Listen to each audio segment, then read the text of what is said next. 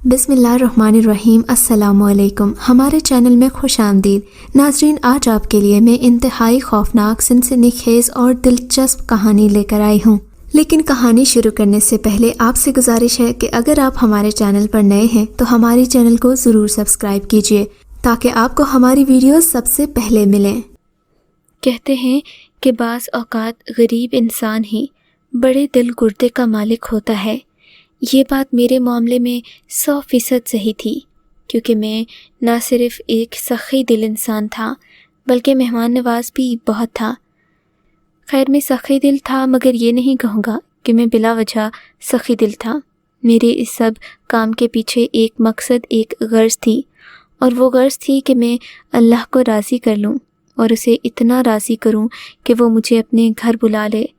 मेरे पास अमीरों की तरह अंधा पैसा तो नहीं था कि मैं किसी भी वक्त उम्रे के टिकट लेकर अल्लाह के घर की हाज़िरी दे दूँ।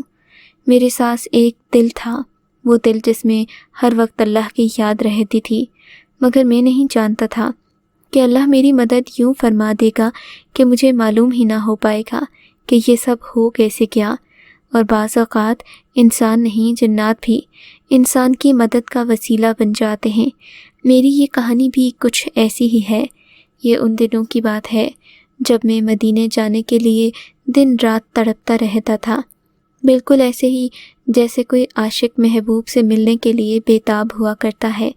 इश्क़ हकीकी की लगन ही ऐसी है कि दुनिया की हर चीज़ आपके लिए बेमायने और बेवक़्त हो जाती है। आपके दिल में सिर्फ़ और सिर्फ़ उस रब्बे पाक की ज़ात रह जाती है जिसे आप सुबह शाम बातें करते हैं, जिसे आप दिल के दुख दर्द बांटते हैं। मुझ पर भी उन दिनों ऐसी ही कैफियत तारी थी। मेरे लिए अपनी बेटी की शादी करना, उसके बाद और भी कुछ ऐसे फ़राइज़ थे जिन्हें हज से पहले मुकम्मल करना ज़रूरी था, क्योंकि अगर मैं अपनी बेटियों की शादी किए बिना हज पर चला जाता तो मुझे डर था कि कहीं ये ज़िम्मेदारी अधूरी न रह जाए। फिर बाज़ औक़ात जज्बाती होकर मैं अल्लाह से ये दुआ करता कि जब मैं मदीने जाऊँ तो वहीं मेरी जान ले ले, मुझे उसके बाद इस दुनिया में नहीं रहना। इन जज्बाती लम्हात में मैंने कई दुआएं की थीं, मगर उसी दिनों अल्लाह ताला की करम से मेरी छोटी बेटी सिद्रा का रिश्ता आ गया। अगरचे मेरी बड़ी बेटी दानिया भी रहती थी, मगर दानिया की शादी एक बार हो चुकी थी। वो तलाक याफ्ता थी और अब उसकी शादी दोबारा करना एक मुश्किल काम था। उसके लिए ज़्यादा वक्त भी चाहिए था। ऐसे में जबकि एक बेटी तलाक याफ्ता घर में मौजूद हो, छोटी बेटी का रिश्ता आना भी एक बड़ी बात होती है। मैंने इसी पर अल्लाह का शुक्र अदा किया कि कम से कम सिद्रा का रिश्ता तो अच्छे घराने से आ गया, वरना बेटियों के बाप तो किसी के सामने ये भी नहीं कह सकते कि उनके घर रिश्ता भेजा जाए। बड़ा ही मान वाला रिश्ता होता है। खैर, मेरी बेटी की शादी तय हो गई, लेकिन हर शादी पर कुछ न कुछ खर्चा तो करना ही पड़ता है। मैं जो 25 साल से हज के लिए रकम जोड़ रहा था, अब मेरे लिए वही रकम कीमती ख़जाना थी जिसे बेचने से ही मेरी बेटी की शादी होना थी। पहली बेटी को भी जहेज़ में कुछ नहीं दिया था। ससुराल वाले उसे दिन रात ताने देते और एक दिन तलाक देकर मैके भेज दिया। मैं यही कहानी दोहराना नहीं चाहता था। मैं अपनी छोटी बेटी को धूमधाम से ब्याहना चाहता था। मैं चाहता था कि मैं अपनी बेटी के लिए कोई कमी न छोड़ूं कि उसके ससुराल वाले उसे ताने दे सकें। गर्ज ये कि मैंने अपनी 25 साल जमा पूंजी अपनी बेटी की शादी पर खर्च करने का फ़ैसला कर लिया। लोगों को शानदार खाना खिलाया, जबकि बेटी को जहेज़ भी अच्छा खासा दिया। क्यों न देता, मैंने अल्लाह की राह में ये रकम जोड़ी थी। इसमें बरकत भी बहुत थी। हाँ, मगर मुझे दुख बहुत हुआ था। मेरी आंखें आंसू बहा रही थीं। मैंने सोचा भी नहीं था कि मैं कभी अपनी ये जमा पूंजी दुनियावी मकसद पर कुर्बान करूँगा। मैं तो अल्लाह के लिए जान देने वाला इंसान था। मैंने कभी सोचा भी नहीं था कि मैं इन सब मामलात में पड़ूँगा, लेकिन दुनियादारी का भी एक अलग तकाज़ा है और उन सब तकाज़ों को पूरा करना पड़ता है। फिर मैं तो बेटी का बाप था। मैंने सारे जमा पूंजी इसी मकसद पर लगा दी। मेरी बेटी की शादी धूमधाम से हो गई। वो रुखसत होकर अपने ससुराल गई तो मुझे खुशी भी हुई और इत्मीनान भी, मगर अभी इनाया बेटी का बोझ मेरे सर पर बाकी था। मेरा कोई बेटा भी नहीं था। कुदरत ने बस मुझे 2 बेटियों से नवाजा था। इसीलिए मैं ज़रूरत से ज़्यादा फ़िक्रमंद और परेशान हो जाता कि कहीं मेरी जान चली जाए, मुझे कुछ हो जाए तो मेरे बाद मेरी बेटियों का क्या होगा, क्योंकि घर की सरबराही मर्द के ज़िम्मे होती है और मर्द ही घर की हिफाजत भी करते हैं। जब एक घर में मर्द ना हो तो आसपास के लोग खामखा उस औरत को कटी पतंग की तरह समझने लगते हैं। मैं अपनी बेटियों और बीवी को ऐसा नहीं बनाना चाहता था, लेकिन क्या करता। बहरहाल अपनी हज की जमा पूंजी बेटी के जहेज़ में खर्च करने के बाद मैं बहुत परेशान रहने लगा था। मेरा दिल चाहता था कि मैं इस दुनिया से कहीं दूर चला जाऊं। अब 25 साल के दौरानिए में जोड़े गए वो पैसे मैं दोबारा तो ला ही नहीं सकता था। मेरे लिए मज़दूरी ही कमाई का वाहिद ज़रिया थी। मज़दूरी से हज के लिए पैसे तो नहीं जोड़े जा सकते।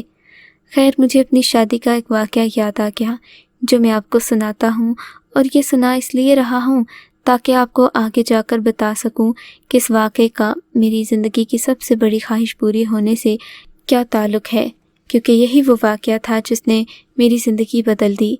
अगरचे बेटी की शादी पर मैंने बेतहाशा पैसा लगाया था, लेकिन इसी शादी की वजह से मेरी ज़िंदगी बदल गई थी। मैं कुछ दिन उदास और मगमूम तो रहा, मगर फिर मुझे उसका फल भी मिल गया। पहले आपको पहले पेश आने वाला किस्सा सुनाता हूँ। हुआ यूँ कि जब मेरी बेटी सिद्रा की शादी थी, सब लोग आराम से खाना खा रहे थे। उन सब लोगों को देखकर मैं भी खुश हो रहा था, मगर अभी मैंने खाना खाना नहीं शुरू किया था। बाप कब बेटियों की शादियों के खाने खुशी से खाते हैं। लेकिन उतने में मुझे बाहर एक औरत दिखाई दी जो कि शादी हॉल के बाहर खड़ी थी। उस औरत को देखकर मुझे बहुत तरस आया। मेरी बेटी की तरफ से आए रिश्तेदार भी उस औरत को देख रहे थे। यहाँ पर 4-5 लोग ही खड़े थे, ज़्यादा लोग अंदर थे, मगर उन 4-5 लोगों की आंखों में भी नखुवत भरे जज्बात थे, जैसे वो उस औरत को न जाने क्या समझ रहे हों। मर्द ऐसा ही करते हैं, बाहर कोई औरत नज़र आ जाए तो उसे खामखा आवारा और न जाने क्या क्या समझ लेते हैं। मैंने जब उस औरत को देखा तो उसके चेहरे की बजाय सबसे पहले मेरी नज़र उसके 4 बच्चों पर पड़ी, जो बहुत उदास लग रहे थे और मिस्कीन भी। वो औरत बड़ी हसरत से अंदर खाए जाने वाले खाने को देख रही थी, जैसे उसने ज़िंदगी में कभी ऐसा खाना ना खाया हो। उसे यूं नदीदों की तरह खाने को घूरता देखकर मैंने आखिर उससे पूछ ही लिया, क्या बात है बीबी, क्या तुम्हारे बच्चों ने खाना नहीं खाया? खाना चाहती हो तो अंदर आ जाओ। मेरे दोस्त मुझे मना करने लगे। ये क्या कर रहे हो अफसर, होश में आओ, अभी तक मेहमानों ने खाना नहीं खाया, कुछ मेहमान रहते भी हैं, फिर तुम्हारी बेटी की इज़्ज़त का सवाल है। अगर तुम ऐसी औरत को शादी हॉल के अंदर बुलाओगे तो लोग क्या सोचेंगे? लोग तो यही सोचेंगे ना कि ये कोई तुम्हारी जानने वाली औरत है, और जिस ख़ानदान में ऐसी भीख मांगने वाली औरतें मौजूद हों, वहाँ भला कोई अपनी बेटी क्यों देगा? मेरा दोस्त मुझे समझाता ही रह गया, मगर मैं अपनी बात से बाज नहीं आया। जेब से कुछ रुपए निकाले और उस औरत को थमा दिए, साथ ही उसे अंदर आने को कहा। औरत अंदर आकर इधर उधर गौरों से देखने लगी, जैसे उसने पहले कभी ऐसा घर न देखा हो। तुम रात के वक्त भी रोशनी में रहते हो? वो औरत बड़ी हैरान होते हुए शादी हॉल की रोशनी को देखने लगी। सब लोग देख रहे थे कि वो बूढ़ी औरत बहुत ज़्यादा गंवार और जाहिल लग रही है, मगर मैंने उसे कुछ नहीं कहा। वैसे भी मैं इन अमीरों के चौंचलों पर यकीन नहीं रखता। मेरे ख़्याल में अजीम इंसान वो है जो तकवा पर चले, ना कि अच्छे कपड़े पहनने और अच्छा बोलने वाला। बहरहाल मैंने उस औरत को अंदर बुलाया। उसने मेरे साथ बैठकर खाना खाया। मेरे सब दोस्त मेरी इस हरकत को देखकर वहाँ से चले गए। मैं इस गरीब औरत को इज़्ज़त देना चाहता था। मैं जानता था कि ऐसी जगहों पर आकर इंसान को अमूमन कैसा महसूस होता है। वो औरत भी बहुत हैरान थी।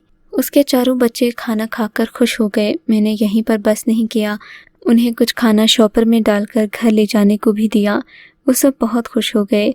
अब मेरे लिए दुआएं भी करने लगे।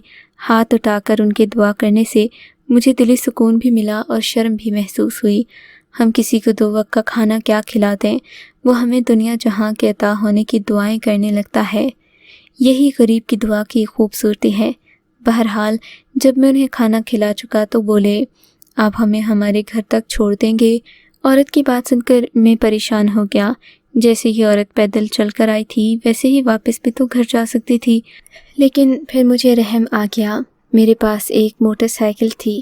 میں اپنے باقی رشتہ داروں کے سامنے موٹر سائیکل پر جانا نہیں چاہتا تھا۔ گاڑی تو میں نے کرائے کی لی تھی، مجھے گاڑی چلانا بھی نہیں آتی تھی۔ ہمارے ساتھ ایک کرائے کا ڈرائیور بھی تھا جو صرف 2-4 دن کے لیے ہمارے ساتھ آیا تھا۔ خیر، میں نے ان سارے عناصر کو نظر انداز کرتے ہوئے اس عورت کی مدد کرنے کی حامی بھری۔ اپنی بائک کو سٹارٹ کیا، اس عورت اور اس کے بچوں کو پیچھے بٹھایا اور چل پڑا۔ یہ لوگ کہہ رہے تھے کہ ہمارا گھر یہاں سے کافی دور ہے۔ ہم تو کھانے کی تلاش میں اس شادی ہال کو دیکھ کر دور سے یہاں آ گئے۔ اب ہمارے لیے رات کے اندھیرے میں یہاں سے جانا ممکن نہیں ہے۔ اگر آپ پہنچا دیں گے تو مہربانی ہوگی، کیونکہ ہم جس گھر میں رہتے ہیں اس کے راستے میں روشنی نہیں ہوتی، اسٹریٹ لائٹس بھی نہیں ہوتی، تو ایسے اندھیرے میں چھوٹے بچوں کے ساتھ جانا مشکل تھا۔ میں نے بائک کی ہیڈ لائٹس آن کر لی تھیں۔ میں نے 2 بچوں کو آگے بٹھا رکھا تھا، جبکہ ان کی ماں اور باقی 2 بچے پیچھے بیٹھے ہوئے تھے۔ یہ لوگ دکھنے میں تو دبلے پتلے لگ رہے تھے۔ مجھ سے انہوں نے کوئی بات نہیں کی، لیکن جیسے جیسے راستہ آگے بڑھ رہا تھا ان لوگوں کا وزن جیسے بڑھتا جا رہا تھا اور میرے لیے بائک چلانا مشکل ہو گیا۔ میں نے پیچھے مڑ کر دیکھا، یہ سب کے سب یوں کہ توں بیٹھے تھے۔ میں سوچنے لگا کہ کہیں مجھے ایسا محسوس تو نہیں ہو رہا یا میرا وہم تو نہیں ہے، لیکن ایسا نہیں تھا۔ پھر ایک جگہ جا کر وزن اس قدر بڑھ گیا کہ میرے لیے بائک چلانا واقعی مشکل ہو گیا۔ میں نے بائک روک دی، پیچھے مڑ کر دیکھا تو کیا ہی دیکھتا ہوں، ان لوگوں کی آنکھیں بڑی ہی خوبصورت تھیں اور حد سے زیادہ چمک رہی تھیں، اور پھر اندھیری رات میں ان لوگوں کو ایسے دیکھ کر مجھے بہت ڈر لگ رہا تھا۔ بائک کا بھاری ہونا، پھر ان کی آنکھوں کا چمکنا، دونوں ہی بڑے عجیب اتفاق تھے۔ میں نے ان سے صاف کہہ دیا، مجھے لگتا ہے کہ ہمارا وزن زیادہ ہے، اب موٹر سائیکل آگے نہیں چلے گی۔ کوئی بات نہیں، آگے ہم خود چلے جائیں گے، اس عورت نے موٹر سائیکل سے اترتے ہوئے کہا، جبکہ وہ بچہ جو میری گود میں بیٹھا تھا اسے بھی جھپٹ سے میری گود سے لے لیا۔ میں انہیں دیکھتا ہی رہ گیا۔ عورت نے پیچھے مڑ کر میرا شکریہ ادا کیا۔ چاروں بچوں نے مجھے ہاتھ ہلایا۔ چاروں کے چاروں بچے بہت خوبصورت تھے، جبکہ 5واں جو ماں کے سینے سے لگا تھا وہ شاید سو رہا تھا۔ خیر، یہ ان کو لے کر وہاں سے چلی گئی، اور تھوڑی ہی دیر کے بعد میں نے پیچھے مڑ کر دیکھا تو یہ لوگ غائب تھے۔ بائک کی ہیڈ لائٹس کی روشنی میں بھی کہیں دور دور تک نظر نہیں آ رہے تھے۔ میں نے نظر انداز کر دیا، اللہ خیر کرے، کہیں میں نے کسی انسان کی بجائے جن کی مدد تو نہیں کر دی۔ میں یہی سوچنے لگا، لیکن پھر واپس جانے کی بھی جلدی تھی۔ بیٹی کی رخصتی ابھی تیار تھی۔ میں بھی کتنا بیوقوف ہوں، رخصتی میں 1 گھنٹہ رہتا تھا اور میں شادی ہال سے نکل آیا۔ مجھے کچھ تو احساس کرنا چاہیے تھا۔ ابھی اگر یہاں کوئی حادثہ ہو جاتا تو میری بیٹی کا کیا ہوتا؟ یہ سوچ کر مجھے بڑی عبرت آئی۔ میں تیز تیز موٹر سائیکل چلاتا شادی ہال تک پہنچ گیا۔ میری بیٹی کی رخصتی کے وقت میں بھی ابھی آدھا گھنٹہ باقی تھا۔ لوگ کھانا کھانے میں مصروف تھے۔ میرا دل اداس ہوا جا رہا تھا۔ عورت کی طرف سے میرا دھیان مکمل ہٹ چکا تھا۔ میں اپنی بیٹی کی رخصتی کی تیاریاں کر رہا تھا۔ بالآخر آنسوؤں کے سائے میں ہم نے اپنی بیٹی کو رخصت کیا۔ اسے جاتا دیکھ کر میرا دل کٹ رہا تھا۔ میری بیوی بھی بہت روئی تھی۔ سدرا ہماری سب سے فرما بردار بیٹی تھی، جس نے گھر کے کام سے ہم دونوں کو دور رکھا ہوا تھا۔ وہ ہماری بہت خدمت کرتی تھی، اور خدمتگار بیٹی جب رخصت ہو کر پرائے گھر جاتی ہے تو انسان کو دکھ تو ہوتا ہی ہے، پھر وہ بھی اتنی خوبصورت بیٹی جو لاکھوں میں ایک تھی۔ خیر، اس کے جانے کے بعد میں اور میری بیگم دونوں بہت اداس تھے۔ ہم لوگ گھر آئے تو گھر بہت سونا سونا لگ رہا تھا۔ ایسا لگتا جیسے گھر سے 10 لوگ چلے گئے ہوں۔ حالانکہ سدرا تو ایک تھی، لیکن اس کے جانے کا غم ہم دونوں کو کھائے جا رہا تھا۔ میں تو اپنے حج کا غم بھی بھول گیا تھا۔ بیٹی کی جدائی کا غم ہی اتنا بڑا تھا کہ مجھے کچھ اور سجھائی نہیں دے رہا تھا۔ اس عورت والا واقعہ بھی میں اپنی بیوی کو بتانا بھول گیا۔ خیر سے کافی دن گزر گئے، یہ بات میرے دماغ سے مکمل طور پر نکل چکی تھی کہ جب میں نے اپنے کام پر جانا دوبارہ شروع کیا۔ میرا کام کافی دنوں کے بعد چالو ہوا تھا۔ کچھ نئے لوگ بھی مجھے ملے تھے جنہوں نے مجھے بھاری کام دیا۔ मैं इस भारी काम से खुश भी था और परेशान भी। खुश इसलिए कि ज़्यादा पैसे मिलेंगे और परेशान इसलिए कि ज़्यादा मजदूरी करना पड़ेगी। बहरहाल इसी दौरान एक दिन मुझे मार्केट से ज़रा दूर एक मुसाफाती इलाके में जाना पड़ा। मुझे कोई सामान लेना था जिसके पैसे मुझे काम करवाने वाले मालिक ने अदा कर दिए थे। पैसे लेकर जब मैं उस दुकान पर पहुंचा तो ये कदरे वीरान से इलाके में मौजूद थी। मुझे बहुत प्यास लग रही थी। यहाँ आसपास कोई कुआं भी नहीं था। ये गर्मी के दिन थे, प्यास बहुत लगती थी। दुकान वाले से पूछा तो उसने बताया यहाँ पानी पीने का कोई बंदोबस्त नहीं है। खैर मुझे उसकी बेरुखी बहुत बुरी लगी। मैंने सोचा कहीं ना कहीं तो पानी ज़रूर होगा। ये जानबूझकर मुझे बता नहीं रहा कि कहीं मैं इसके पानी पीने वाला गिलास झूठा न कर दूं। लानत है ऐसे झूठे लोगों पर, मैं दिल में ये कहता दुकान से पुर्जा लेकर निकल आया। अब मेरा रुख सीधा घर की तरफ था, लेकिन पीछे मुड़कर दूसरी तरफ देखा तो यहाँ एक सब्ज़ाज़ार भी मौजूद था जिसमें कुएं की सी निशानी नज़र आ रही थी। मैं ऐसी जगहों से वाकिफ़ तो नहीं था, मगर उस वक्त जोरों की प्यास लग रही थी। सोचा कहीं ठंडा पानी मिल जाए तो अपने पेट की आग बुझा दूं। मैं जैसे ही चलता हुआ उस सब्ज़ाज़ार में गया, वहाँ मुझे दूर से एक औरत आती दिखाई दी। उस औरत को देखकर मैं रुक गया, क्योंकि ये वही औरत थी जो मेरी बेटी की शादी वाली रात मुझे मिली थी। मुझसे आकर हाल चाल पूछने लगी। मैंने उसे अपनी सारी दास्तान सुना दी। मैं बहुत ही ज़्यादा परेशान था। बातों बातों में उसे अपनी हज वाली कहानी का भी बता दिया कि मैं हज करना चाहता था, अल्लाह के घर जाना चाहता था, लेकिन मेरा काम नहीं हो पाया। अब तो बेटी की शादी पर भी इतने रुपए लग गए हैं कि ऐसा सोच भी मैं नहीं सकता। मेरी बात सुनकर वो औरत मुस्कुराने लगी। अरे मियाँ, तुम भी कैसी बातें करते हो? हज करना कौन सा मुश्किल काम है? मेरे मियाँ सबको यही काम करवाते हैं। अगर तुम चाहो तो तुम भी आ सकते हो। वो तुमसे कोई मुनाफा नहीं कमाएंगे। मैं उसकी बात सुनकर बेबसी से उसकी तरफ देखने लगा। ऐसी बात नहीं है बहन जी, मेरे पास तो अब 1 रुपया भी नहीं है और मुफ्त में तो हज होता नहीं। मेरी बात सुनकर एक बार फिर वो हंसने लगी। मैंने कब तुम्हें कहा कि 1 रुपए की भी ज़रूरत है? वो तुम्हें बिना किसी रुपए पैसे के हज करवा देंगे। तुम बस मेरे घर तो आओ, फिर देखो कि मेरे शौहर कितने अच्छे हैं। वो औरत ये कहने लगी तो मैं हैरान होकर उसे देखने लगा। मेरे पास वाकई में 1 रुपया नहीं है। लगता है तुम इस दुनिया में नहीं रहती। मेरी बात पर वो संजीदगी से बोली, इस दुनिया में तो मैं वाकई नहीं रहती, मगर इतना बता दूं कि मेरा शौहर तुम्हें बिना पैसों के हज करवा सकता है। आगे तुम्हारी मर्जी, आना चाहो तो आ सकते हो। उसने अपने घर का पता मेरी तरफ बढ़ा दिया, जो एक सफ़ेद रंग के पत्ते पर लिखा हुआ था। मैं बड़ा हैरान भी हुआ, मुतासिर भी हुआ। पता जल्दी से मैंने कागज़ पर मुंतकिल कर लिया और घर आ गया। घर आकर बीवी को ये बात बताई तो बोली, ये ज़रूर कोई धोखा कर रहे होंगे। तुम्हें इनके नरके में आने की ज़रूरत नहीं। ऐसे लोग सच नहीं बोलते, बस लोगों का पैसा लूटने के चक्करों में होते हैं। बीवी की बात सुनकर मैंने कहा, ऐसी कोई बात नहीं, मैं ज़रूर हज करने जाऊंगा। चलो अगर झूठ ही सही तो अल्लाह के नाम पर बेवकूफ़ बनना भी कोई गुनाह नहीं है। मैं उस औरत के घर जाऊंगा, देखूंगा उसका शौहर मेरी क्या मदद करता है। ये कहा तो बीवी गुस्से में आ गई। ज़रूर तुम उस औरत से ही मिलने गए होगे। ऐसी बात नहीं है बेगम, तुम बुरा सोच रही हो। बड़ी मुश्किल से उसे राज़ी किया। अगले दिन मैं मुकर्ररा पते पर रवाना हो गया, क्योंकि मक्का मदीना का नाम सुनते ही मेरा दिल काबू में नहीं रहता था। मैं उस औरत के घर गया। मुझे याद आया कि मैं तो अपने कागजात साथ नहीं लाया। फिर सोचा मालूमात ले चलता हूँ, हो सकता है कि मेरे लिए भी कोई जगह बन जाए। मैं उस औरत के पास गया, उसे सारी बात बताई। वो कहने लगी कि यहाँ हज करने के लिए तुम्हें किसी कागज़ की ज़रूरत नहीं पड़ेगी। अब तो मेरी बेयकीनी आसमान को छू रही थी। मैंने कहा ठीक है। मजबूरन मुझे यकीन करना ही पड़ा। फिर वो लड़की मुझे अपने शौहर के पास एक अलग कमरे में ले गई।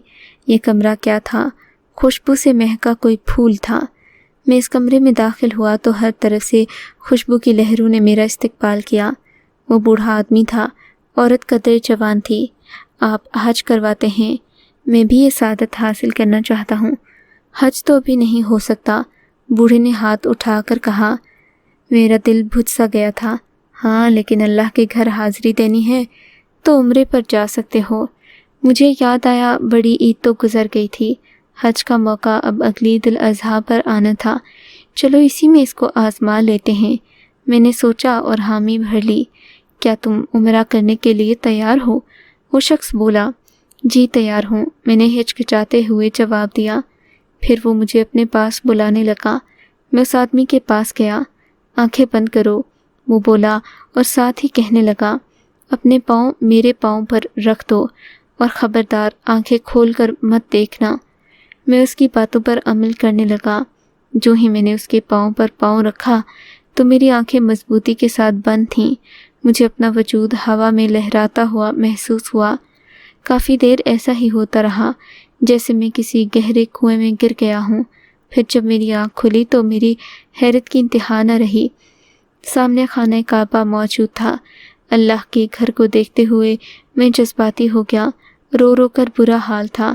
میں کبھی اس شخص کو چومتا تو کبھی اپنے آپ کو بے یقینی سے دیکھتا۔ میں نے تو یہ سب بے یقینی میں کیا تھا۔ ایسا کیسے ممکن تھا کہ میں ہی وہ کام کروں اور وہ حقیقت میں نہ ہوا ہو؟ یہ سلسلہ اس وقت تک نہیں رکا جب میرا عمرہ مکمل ہو گیا۔ میں صفا مروہ کے گرد 7 چکر لگانے، طواف کرنے کے بعد جب اپنے آپ کو حیرت سے دیکھ رہا تھا تب میری آنکھ دوبارہ کھلی۔ میں نے دیکھا یہ صبح کا وقت تھا اور میں ایک انجانے سے گھر میں موجود تھا۔ اٹھ کر دیکھا تو یہ اسی گھر کا ایک کمرہ لگ رہا تھا۔ وہ بوڑھا نہ جانے کہاں گیا تھا۔ عورت آ کر مجھ سے پوچھنے لگی، تمہارا عمرہ کیسا رہا؟ میں نے کہا، کیا وہ اصل بات تھی؟ مجھے تو لگا کہ میں نے خواب دیکھا ہے۔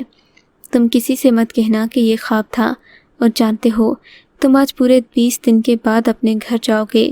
اس کی بات سن کر میری حیرت کی انتہا نہ رہی۔ 20 دن گزر گئے اور مجھے معلوم ہی نہ پڑا۔ میں سوچتا ہی رہ گیا۔ میں نے غیر یقینی انداز میں اس عورت اور اس بوڑھے کو میں نے شکریہ ادا کیا اور گھر آ گیا۔ ابھی تک بے یقینی میرے وجود پر طاری تھی۔ مجھے سمجھ نہیں آتا تھا کہ میں کیا کروں، کسے بتاؤں۔ بیوی کو بتایا تو وہ میرا مذاق بنائے گی، اسی لیے آج یہ واقعہ آپ کو بتا رہا ہوں۔ اب شاید آپ بھی یقین کریں یا نہ کریں، لیکن میں یہ بات 100% یقین سے کہہ سکتا ہوں کہ میں نے عمرہ ادا کیا اور اس میں مجھے کوئی شک و شبہ نہیں۔ اگر آپ کو یہ کہانی اچھی لگی ہے تو اس ویڈیو کو لائک کیجیے اور اس طرح کی مزید ویڈیوز دیکھنے کے لیے ہمارے چینل کو سبسکرائب کیجیے۔ اور ہاں، اگر آپ کی کسی دوست، رشتہ دار یا بہن کے ساتھ خدا نہ کرے ایسا کوئی واقعہ پیش آیا ہے تو ہمیں کامنٹ سیکشن میں اس کے بارے میں ضرور بتائیے۔